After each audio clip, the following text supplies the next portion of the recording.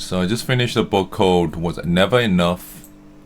Was It Never Enough? The From Barista to Billionaire. It's a book just talking about how basically if you have millions of dollars, it won't solve all your problems. And I don't know how he made so much money when he was younger. But it's a lot of interesting stories. It's kind of interesting read.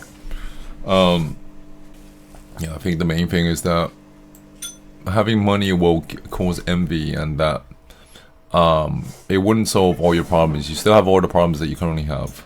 He basically has a lot of other problems, and it's about ego. It's about the number meaning something status-wise. It's about how billionaires play a lot of sales games, and then it has some business lessons in it. It's quite interesting. He doesn't exactly teach you how he got to where he is, but he does give hints throughout the way.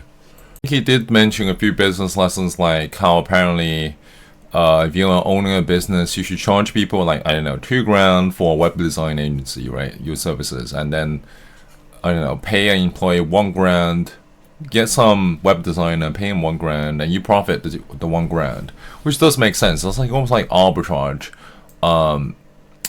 You make the money off finding the client and also organizing and finding the right employee to do that job. He also mentioned about how he liked Charlie Munger and Warren Buffett. I've read Charlie Munger's book a long time ago called Poor Charlie's Almanac, but I realized a lot of the books I read about 6 years ago in 2019, I barely remember.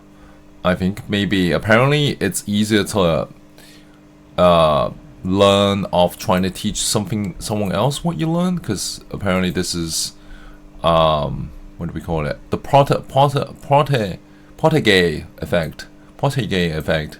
So apparently teaching someone else what you've learned helps you recall information. I don't know if it helps you recall information. It helps you reinforce your memory and identify gaps in your knowledge, which is I guess what I'm doing. I guess this is mostly for me because I read a lot of books. I barely jot notes, so maybe trying to teach someone what I learned from the book is easier. But I think the main thing is that a lot of stories about how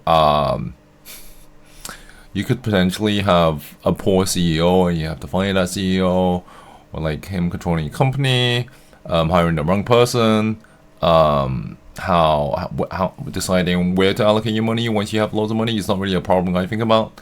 Once